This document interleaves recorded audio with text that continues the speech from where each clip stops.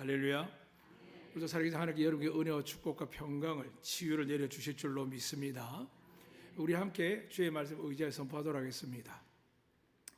여호와는 예수님을 믿고 회개하고 성령으로 거듭난 자들에게 복을 주시고 지키시기를 원하며, 여호와는 예수님을 믿고 회개하고 성령으로 거듭난 자에게 그의 얼굴 우리에게 비추사 은혜 베푸시길 원하며, 여호와는 예수를 믿고 회개하고 성령으로 거듭나서 여호와의 그 얼굴을 우리에게 향하여 드사 평강 주시길 원하노라 할지니라 하라. 믿으시면 아멘. 잠시 영상을 하나 보고 말씀 전하도록 하겠습니다. 내가 왜 이렇게 아파가지고 고생을 해야 되나라는 생각 좀 많이 하고, 그런 거에 잘 버텨준 채원이가 너무 고마워요.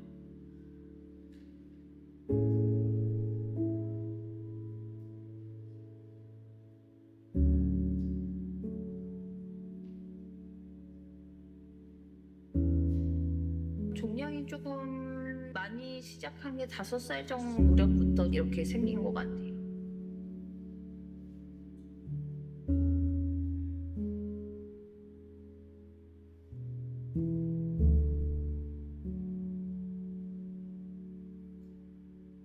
저도 21년도쯤에 이제 유방암 진단을 받아가지고 이제 항암 치료하고 방사선 치료하고 다 끝났는데,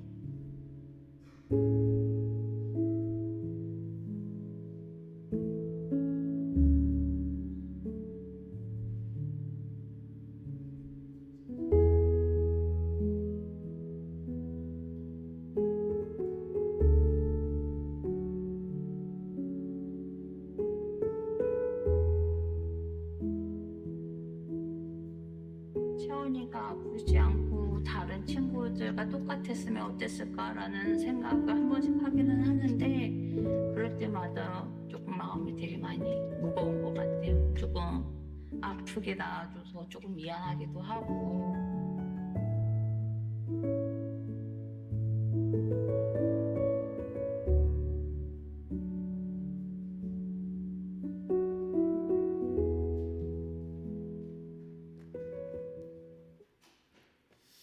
제가 보게 되는 것은 사실이며 미랄복지재단이라고 이재성 목사님이라고 사고로 시력을 잃은 분이 이런 재단을 만들어서 장애인이나 어려운 가정에 예수 그리스도의 복음뿐만이 아니라 돕는 손길을 위해서 만든 겁니다. 이 정도뿐만이 아니라 여러분 상상치 못한 일들이 전쟁으로, 재앙으로, 전염병으로, 지진으로 수많은 일들이 일어납니다. 근데 왜 하나님이 이 일들이 일어나게 할까요? 그 이유는 이 세상에 죄가 가득하기 때문입니다. 죄가 있기 때문에 하나님 도와줄 수 없습니다.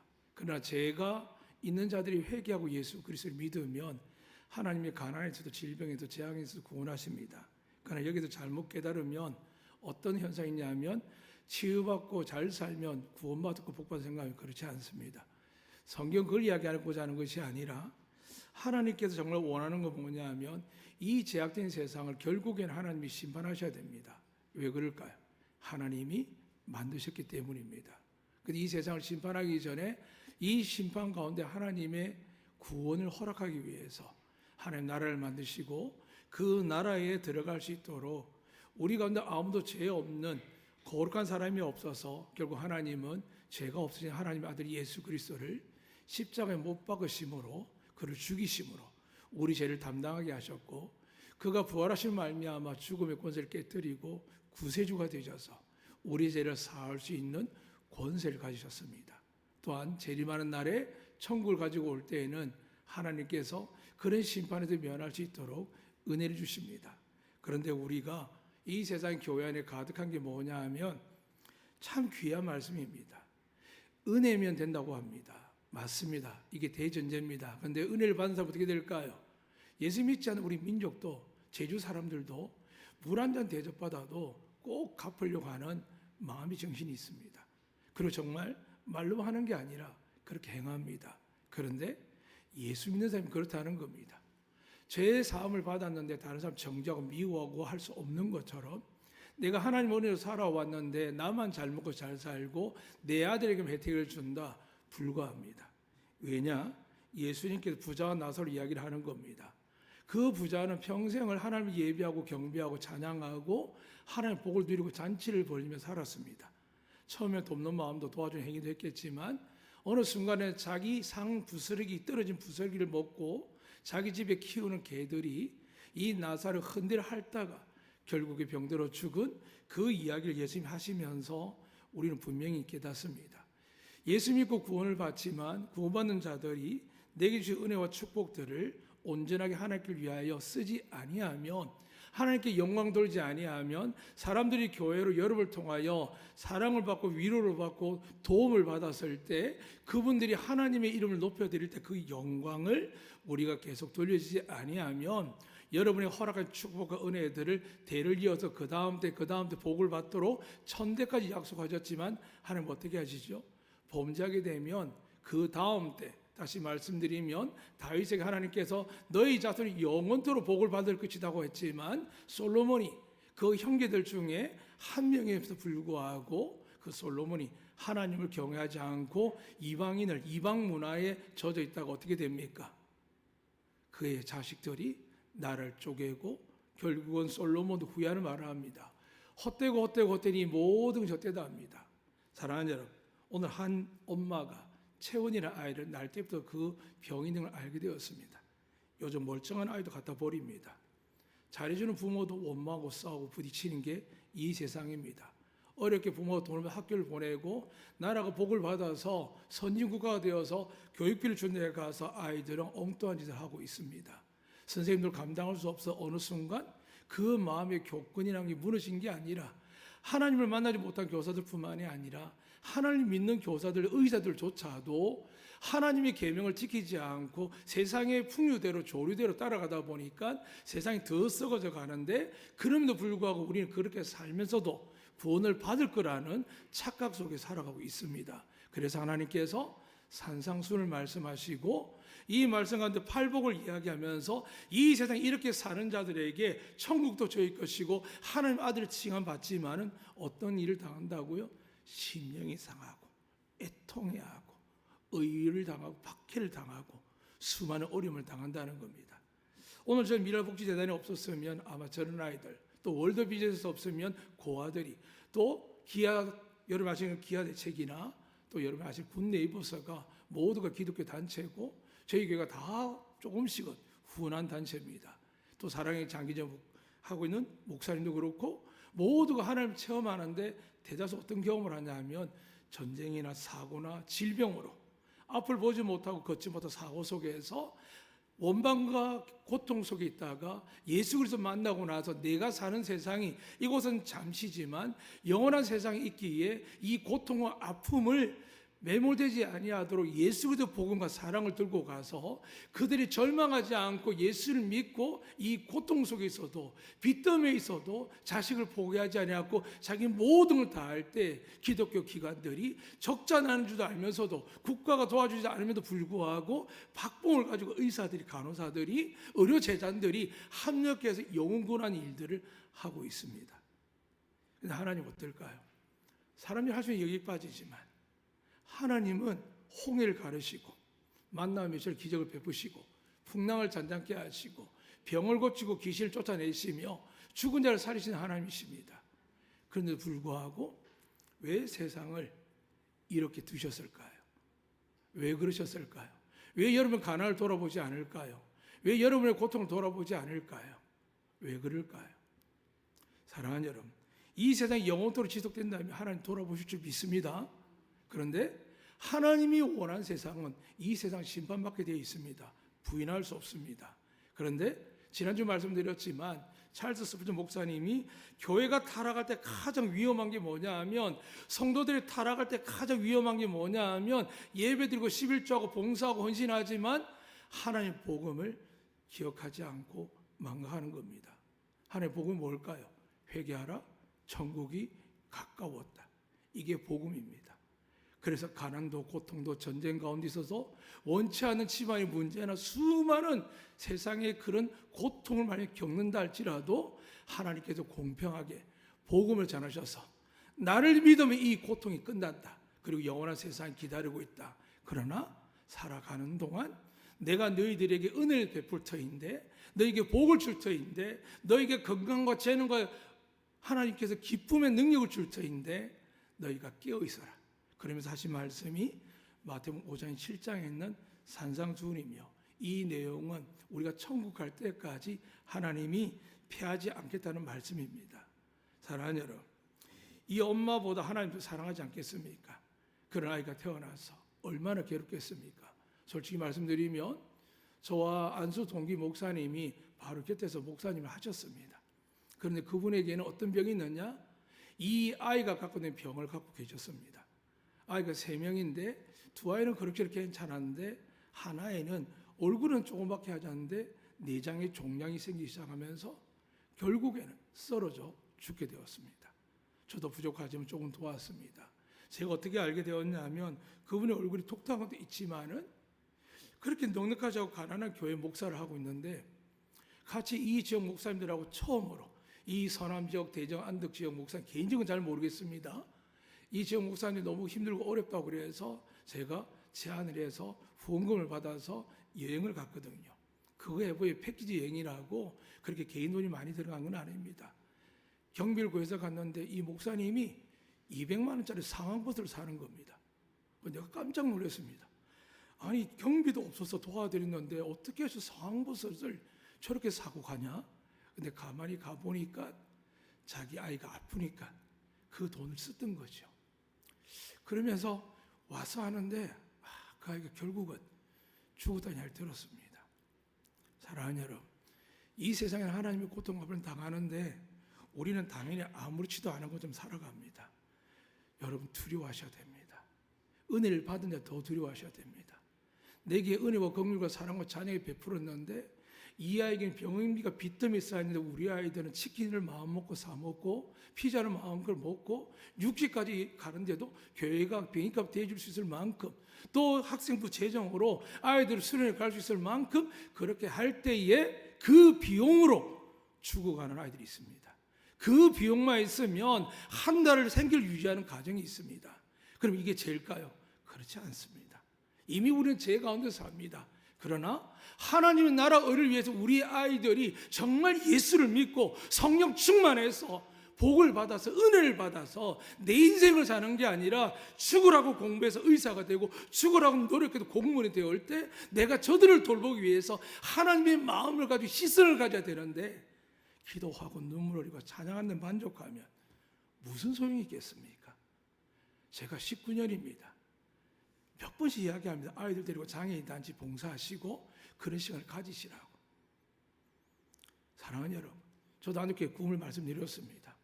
자폐들, 장애들부터 시작해서 미혼모 아이들, 고아이들, 탈북자 아이들, 노숙자들, 수많은 고통과 이웃들이 얼마나 많습니까? 그들에게 착한 일을 하자는 게 아닙니다.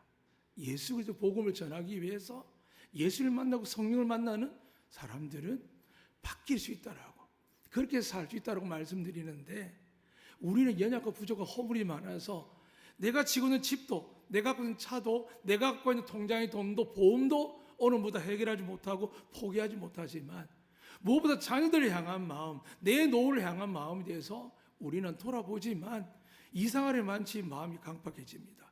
내 아이, 우리 아이밖에 보이지 않습니다. 사랑하는 여러분, 지난주도 말씀드렸습니다. 성경에서 읽어드린 말씀 다시 한번 읽어드리겠습니다. 17절 말씀입니다. 내가 율법이나 선지자를 피하러 온 줄로 생각하지 말라. 하나님 피하지 않겠답니다. 그리고 이렇게 말씀합니다.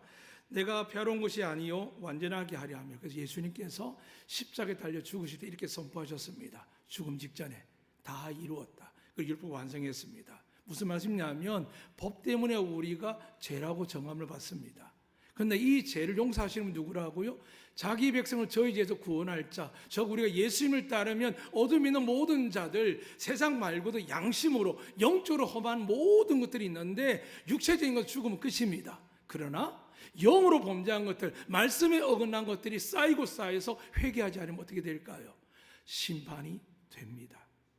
이 아이를 보면서 어느 부모가 마음이 안 불편하겠습니까? 우리 아들 저마다 가정형편에 부모 형제에 따라서 괴로워서 소리치고 엄마한테 반항하는 애 있을 겁니다. 거짓말하는 애 있을 겁니다. 우리 어른들하고 더 별나고 있겠습니까?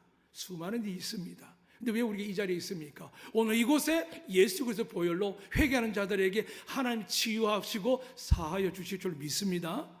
이 믿음을 가지고 다시 나아갈 때 어둠 속으로 들어가는 것이 아니야. 나는 어둠 같은 존재지만 주님의 빛을 받아서 내가 세상으로 나갈 때 나의 허물과 죄와 나의 부끄러움은 감춰주시고, 그래도 하나님을 일을 하고 하지 않은 사람, 선을 베풀고자 하는 사람에게 하나님이 은혜와 복과 축복을, 평강을 내려주실 줄로 믿습니다.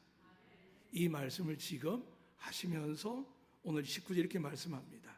다시 한번 읽어드릴 때 잘 들으시길 바랍니다. 누구든지 이 계명 중에 지극히 작은 것 하나라도 버리고, 오늘날 계명을 말씀 버리는 사람도 너무 많습니다. 성결을 위해서 가족을 돌보는 데 버리는 사람들, 하나님께 나올 때 다투고면 형제끼리 먼저 화해하고 나오라는 것들, 주님께서 1.1핵이라도 패하지 않는 말씀 속에서 우리 주는 말씀이 있습니다. 여러분에게도 구체적으로 말씀 다 못 드리고 성경 읽고 말씀드리겠습니다. 먼저 왜 우리가 율법을 피하지 말아야 되느냐라고 지난 바울 이야기를 한 번 더 읽어드리겠습니다. 바울이 이렇게 이야기합니다. 로마서 있는 말씀입니다. 3장 31절입니다. 그런즉 우리가 믿음으로 말미암아 율법을 파기하느냐? 그럴 수 없느니라. 도리어 율법을 굳게 세우니라. 예수님을 그대로 순종하는 바울입니다. 그리고 요한 1서 5장 2절 3절입니다. 우리가 하나님을 사랑하고 그의 계명들을 지킬 때에 이로써 우리가 하나님의 자녀 사랑한 줄을 아노라. 하나님을 사랑하는 것은 이것이니 우리가 그의 계명들을 지키는 것이라. 그럼 여러분 계명 설명해 드리겠습니다. 구약의 계명, 먼저 율법과 선지자 이야기를 읽어드리겠습니다. 출애굽기 20장 그렇게 기록되어 있습니다. 너는 나 외에 다른 신들을 내게 두지 말라. 너를 위하여 새긴 우상을 만들지 말고 또 위로 하늘에 있는 것이나 아래로 땅에 있는 것이나 땅 아래 물속에 있는 것에 어떤 형상도 만들지 말며 그들에게 절하지 말며 그것들 섬기지 말라. 나 내 하나님 여호와는 질투하는 하나님인즉 나를 미워하는 자의 죄를 갚되 아버지로부터 아들에게로 3, 4대까지 이르게 하거니와 나를 사랑하고 내 계명을 지키는 자에게는 1000대까지 은혜를 베푸느니라. 너는 내 하나님 여호와 이름을 망령되게 부르지 말라. 여호와는 그의 이름을 망령되게 부르는 자를 죄 없다 하지 아니하리라. 안식일을 기억하여 거룩하게 지키라. 여섯 동안 힘써 내 모든 일을 행할 것이나 일곱 주는 내 하나님 여호와의 안식일인즉 너나 내 아들이나 내 딸이나 내 남종이나 내 여종은 내 가족이나 내 문 안에 머무는 객이라도 아무 일도 하지 말라. 이는 여섯 동안 나 여호와가 하늘과 땅과 바다와 그 가운데 모든 것을 만들고 일곱째 날에 쉬었음이라. 그러므로 나 여호와가 안식일을 복되게 하여 그 날을 거룩하게 하였느니라. 내 부모를 공경하라. 그리하면 내 하나님 여호와가 내게 준 땅에서 내 생명의 길리라. 자녀라 주 안에서 너희 부모에게 순종하라. 이것이 옳으니라. 내 아버지와 어머니를 공경하라. 이것은 약속 있는 첫 계명이니 이로써 내가 잘되고 땅에서 장수하리라. 또 아비들아 너희 자녀를 노엽게 하지 말고 오직 주의 교훈과 훈계로 양육하라. 살인하지 말라. 간음하지 말라. 도둑질하지 말라. 내 이웃에 대해 거짓 증거하지 말라. 내 이웃을 집을 탐내지 말라.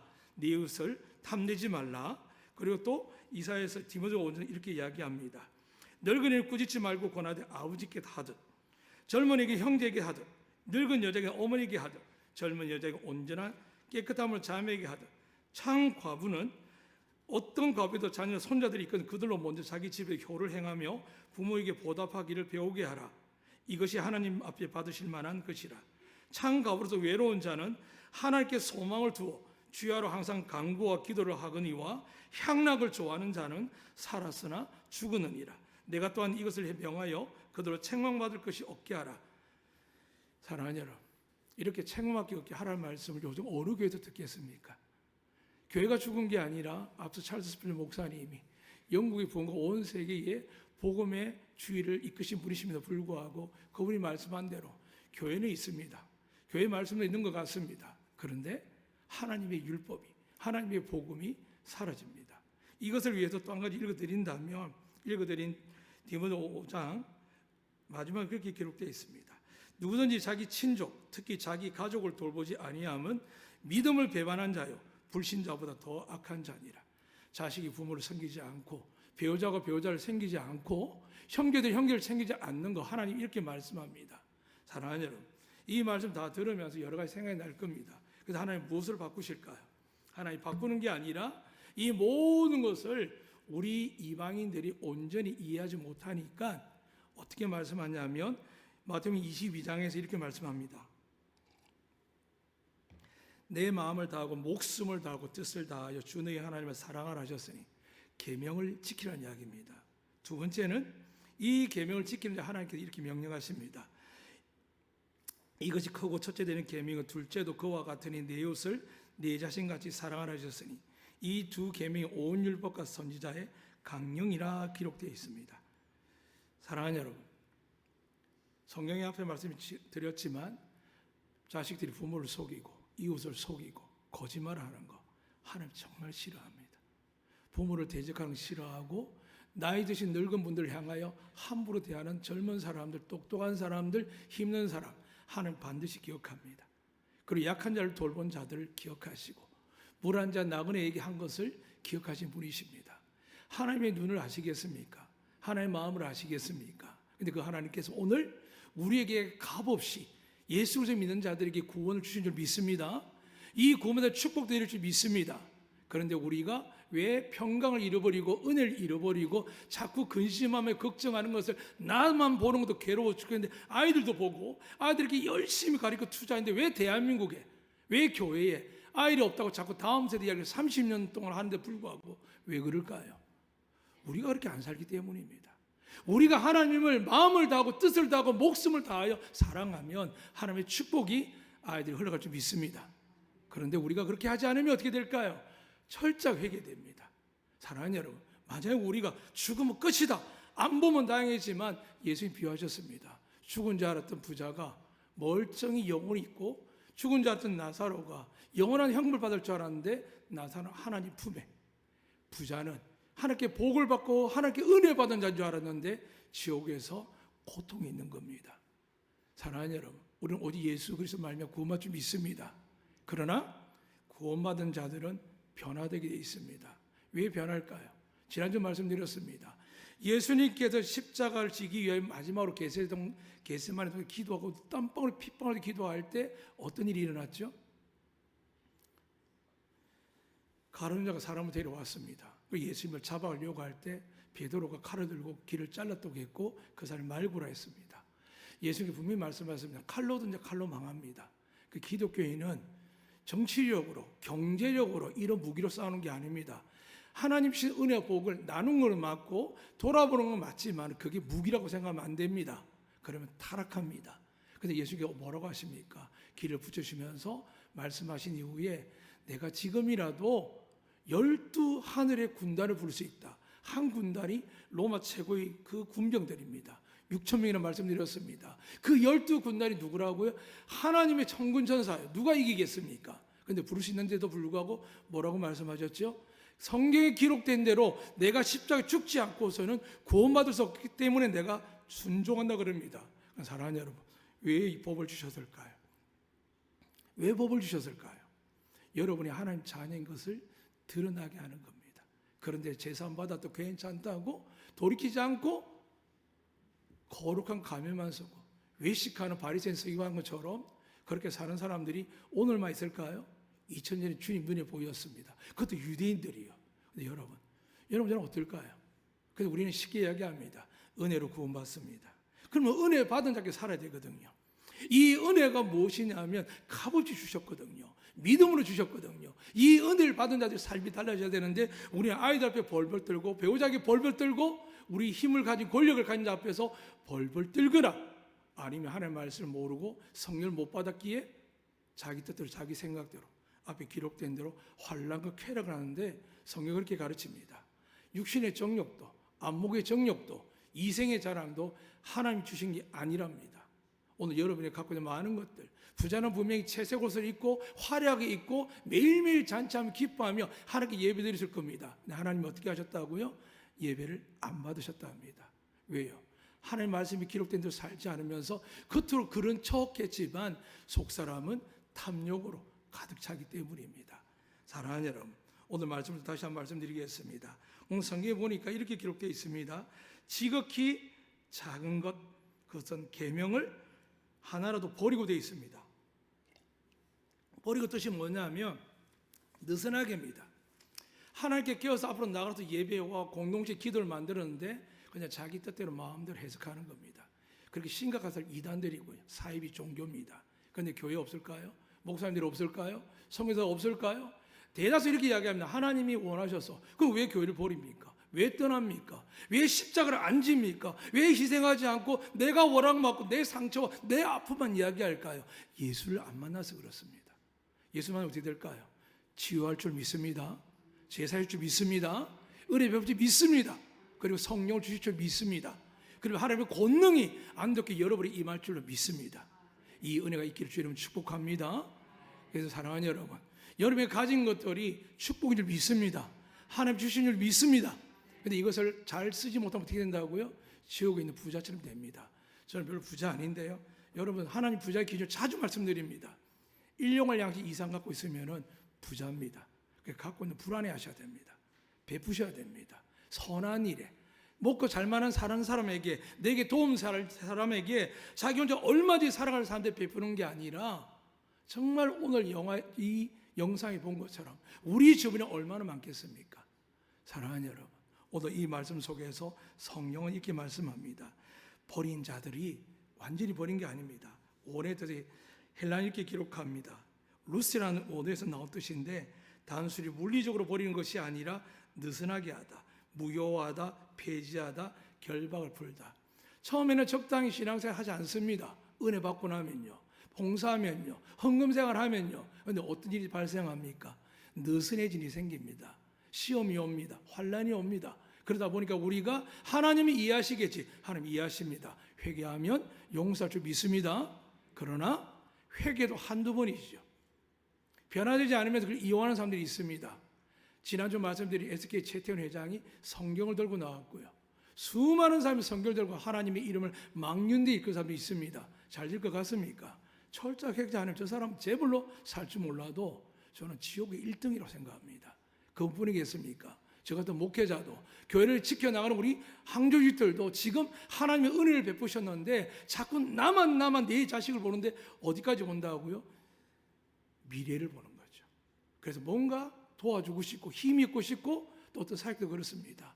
일용할 양식으로 사역하면 되는데 여기저기 거짓말하면서 사역하면서 속이는 선교사들도 참 많습니다. 저 역시도 여러분 속일 줄 모르겠습니다. 그러나 날마다 회개합니다. 그것이 작든 크든 하나님 앞에 다시 변화되어서 우리의 허물과 죄악을 사하시고 가려주는 하나님이 죄를 여기는 것을 죄로 여기지 않는 하나님 앞에 날마다 서 있는데 그러나 우리의 삶이, 저의 삶이, 우리의 자녀의 삶이 온전한 길로 가지 않을 때 하나님의 말씀을 들려주고 하나님의 말씀을 선포할 때 성령께서 듣게 하여 주실 줄로 믿습니다. 들으면 거듭나셔야 됩니다. 그러면 저주와 심판이, 미움이, 멸시가 오는 게 아닙니다. 그 우리 생각입니다. 하나님이 한번 우리를 책임지면 여러분 아무도 정죄 비난 못하게 합니다. 하나님이 여러분을 연단하기 위해서 부끄럼 주고 가난도 주고 질병도 주지만 결국 하나님을 사모하다 죽게 되면 영원한 멸류관 뿐만이 아니라 하늘의 상급이 있다고 그랬습니다. 사는 동안도 주를 위하여 주님 말씀하셨습니다. 너희가 나를 위하여 아내와 남편과 자식을, 재산을, 집을 버린 자들에게는 영생을 받지 못할 자가 없으며 이 땅에서도 100배의 복을 받는다 합니다. 이게 예수 믿는 사람들의 복의 개념입니다. 우리 아이들 얼마나 귀합니까? 얼마나 사랑스럽습니까? 근데 저 아이들이 예수를 믿는 것처럼 보입니까? 예수님을 신겨줍니까? 너희가 예수 믿으면 이렇게 살아야 된다. 안식일을 거룩하기 위해서 아침부터 저녁까지 기도하고 준비하고 헌신함에도 불구하고 일주일 내내 주님을 위해서 살지 못한 것 때문에 이 주일 하루가 금방 지나가는 것 같아서 하나님 앞에 엎드려서 하나님 왜 이렇게 시간이 짧아요? 이렇게 사십니까? 아니면 세상보다 더 지독하게 세상 아이들 주일날에 어떻게 합니까? 뺑뺑이를 돌립니다. 성공시키려고요. 그런데 우리는 하나님이 생사업을 주장하는데도 그러하지 못합니다. 왜 그럴까요? 복음을 잊어버렸기 때문입니다. 여러분 잘 배웠습니다.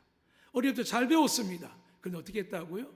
오늘 본문 말씀처럼 지극히 작은 것을 버리기 시작합니다. 주일 빠질 수 있지 뭐. 11조 못 낼 수도 있지 뭐. 자꾸 이러면서 하나님 앞에서 작은 것이 아니라 어떻게 이건 가장 큰 계명에도 불구하고 빼버리기 시작합니다. 그런데 바리새인과 사두개는 어떻게 했다고요? 완벽하게 지켰습니다. 근데 왜 하나님 그들 책망할까요? 마음이 없었거든요. 그냥 하나님의 백성이고 태초부터 지금까지 하나님께 몰라서 법을 지키셨지만 하나님이 말씀하는 마음을 갖고 있지 않습니다. 그래서 부자를 이야기하는 겁니다. 사랑하는 여러분, 오늘 마지막 말씀 속에 이렇게 기록되어 있습니다. 19절입니다. 이를 행하며 가르친 자는 천국에서 크다 일컬을 받을 것이요. 천국의 권사가 이 땅에 작겠습니까? 아닙니다. 그러나 이 땅의 큰 자가 천국의 작은 이유가 뭘까요? 감사를 하거나 회개한테 물어보면 압니다. 돈의 재정을 살펴보면요, 돈이 어디 쓰일 때 성경에 그렇게 기록되어 있습니다. 돈과 하나님을 겸하여 섬길 수 없습니다. 믿으시면 아멘. 그래서 회계사들이 기업의 재정을 관리 감독할 때 뭘 볼까요? 정당에 쓰지 않은 것들 찾아내어서 세금을 부과합니다. 아까 회계사는 어떻게 할까요? 그걸 감추고 속여서 부자 되게 만듭니다. 정말 하나님의 삶은 어떨까요? 내 것을 주되 속옷을 뺏겼다면 겉옷을 주는 사람입니다. 오른밤을 맞으면 왼밤을 대는 사람입니다. 오리를 가자면 억지로 가자면 심리를 가는 사람입니다.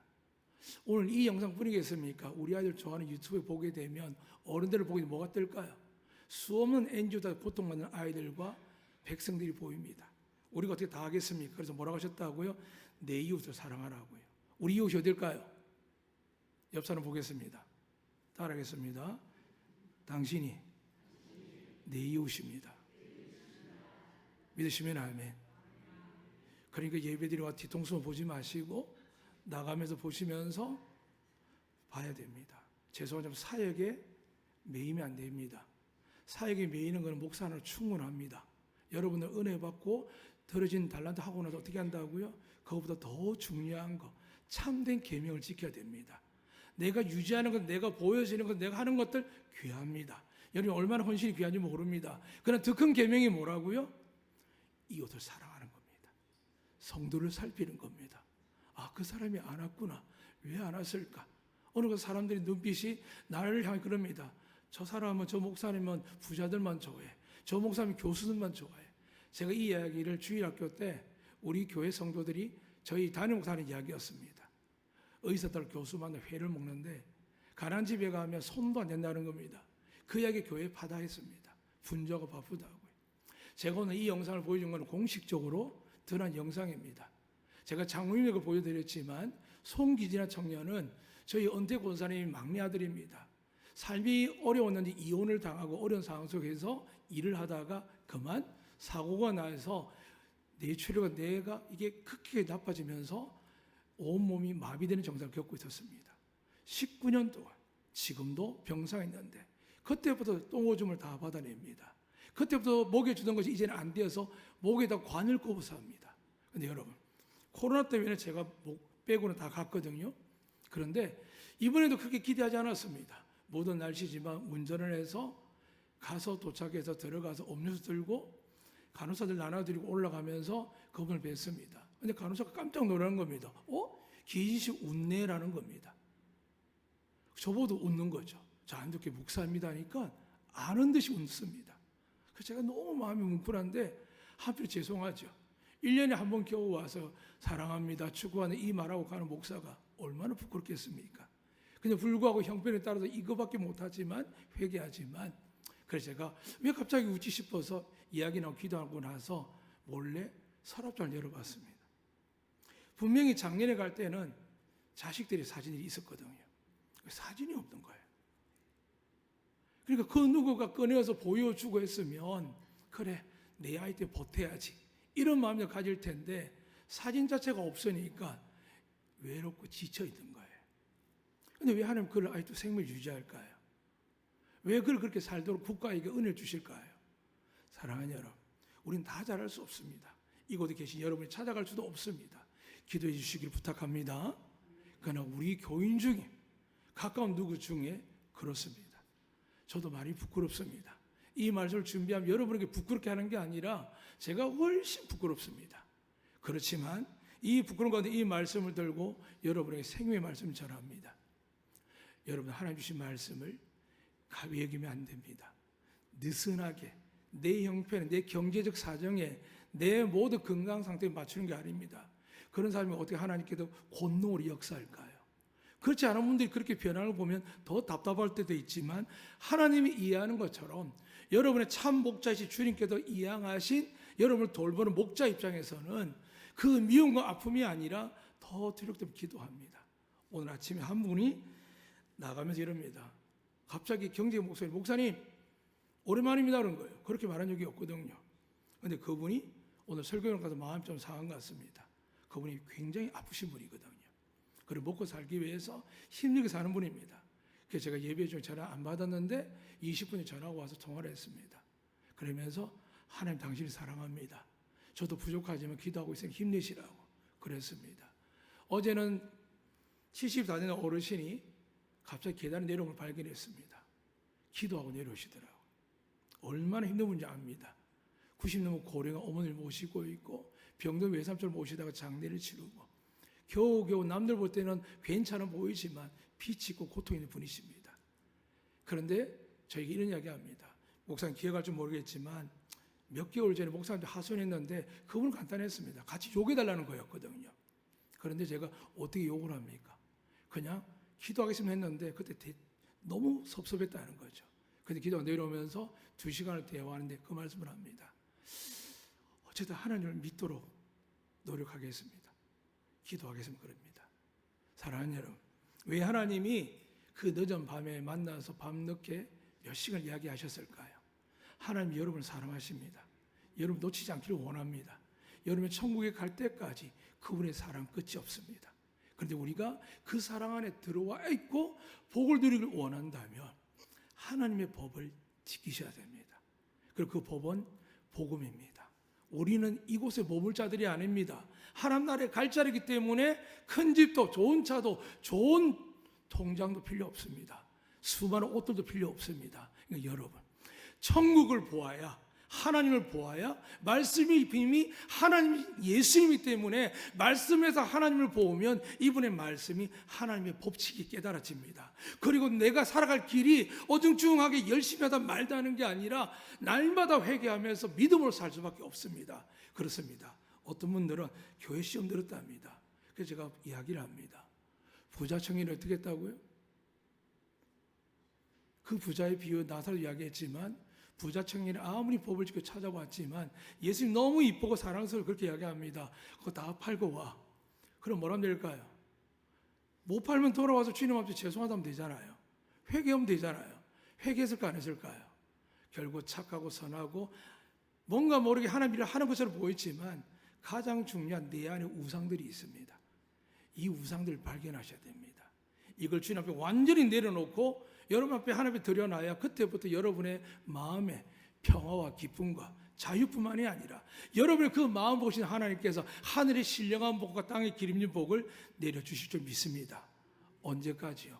영원한 천국에 들어갈 때까지 여러분 하나님의 축복의 도구로 야곱의 가지가 이스라엘 담을 넘어서 온 세계로 펼쳐지는 것처럼 여러분 한 사람 한 사람이 우리 교회가 우리 자녀들이 온전한 말씀을 가르치고 지키게 해서 아프고 힘들고 어려워도 깨어지고 또 깨어져서 내가 하는 행동이 어설프게 너 이 정도면 하나님께 사랑받는다 이런 거짓말하지 마시고요. 하나님 너 이해한다 거짓말하지 마시고요. 하나님이 불꽃 같은 눈으로 볼 때 회개하는 자에게만 용서하십니다. 회개하고 예수 믿는 자에게만 성령을 주십니다. 하나님의 말씀이 보입니다. 그분의 권능이 임합니다. 이 은혜가 여러분과 우리 아이들에게 임하기를 주의 이름으로 축복합니다. 아멘.